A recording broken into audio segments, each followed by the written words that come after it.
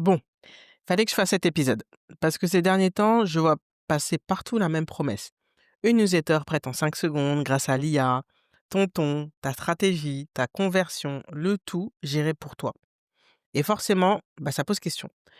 Donc dans cet épisode, on va parler vraiment de l'IA et de l'emailing.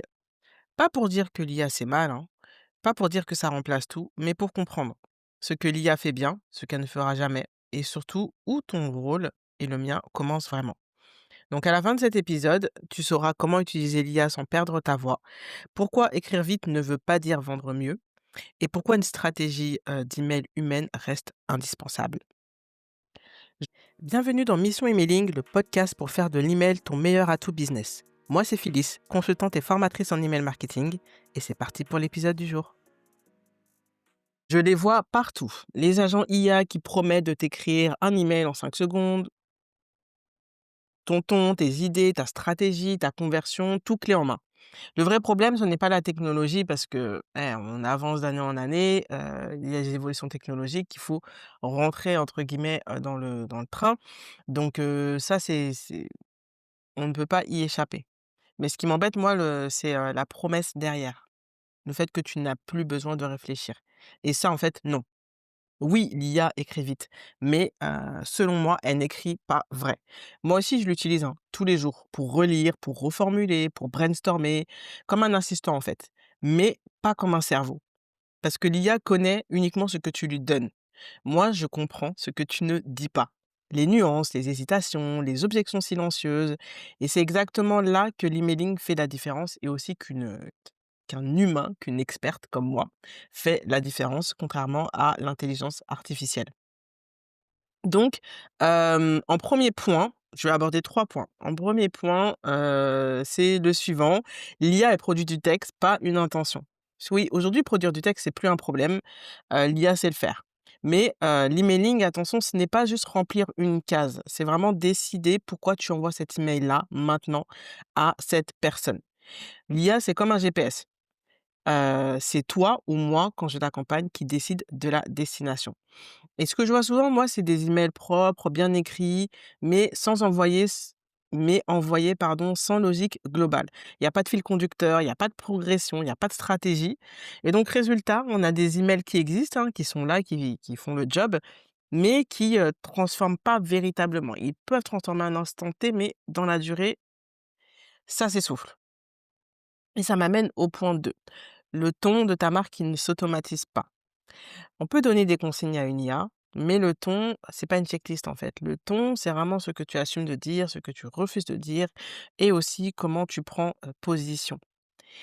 C'est comme, par exemple, reconnaître quelqu'un à sa voix sans le savoir. Moi, je sais que si j'entends une voix dans la pièce d'à côté d'un homme, je saurais tout de suite que c'est mon mari ou que c'est mon frère ou que c'est une amie, etc. On reconnaît tout de suite. Et c'est comme ça que je procède aussi avec mes clientes. On ne cherche pas à sonner bien, on cherche à sonner juste. Et ça passe par des choix, des renoncements parfois, et surtout beaucoup de clarté au final. L'IA, elle peut imiter avec les prompts que tu vas lui donner, les paramétrages que tu vas faire, mais elle ne tranche pas à ta place. Et ça, si tu ne le fais pas, alors qu'il faut trancher, tu ne sauras jamais. Et c'est important voilà, qu'il y ait un regard extérieur ou une autre manière de pouvoir savoir quand il faut trancher, ou pas.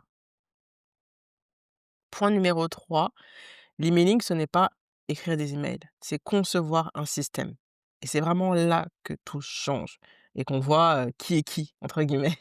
Un email seul, ça ne vend pas. C'est vraiment un ensemble qui fait la différence et vraiment j'aimerais le mettre en majuscule, gras, souligné, rouge.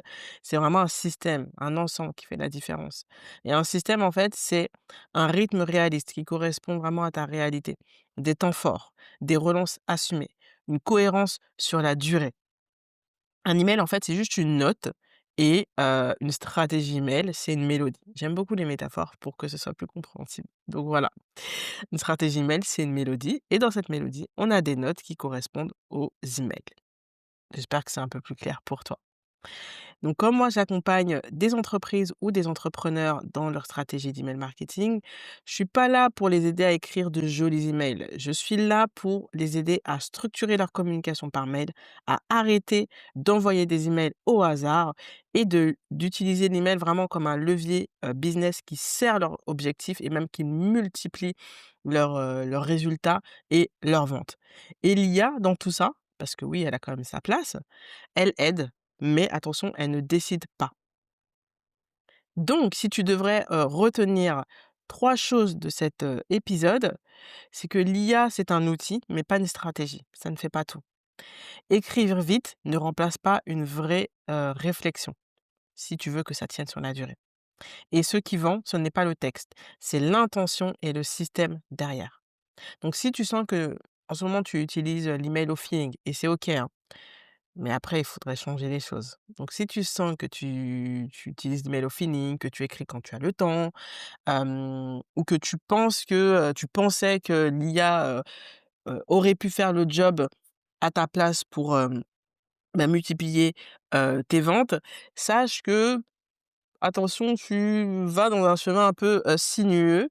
Et moi, ce que je te propose, c'est d'aller jeter un œil à mon atelier en emailing newsletter pour t'aider à apprendre à bien faire avant d'automatiser n'importe comment. En gros, l'idée, c'est de ne pas automatiser ta voix, mais de poser une stratégie d'email claire, humaine et adaptée à ton business. Tu as différents ateliers.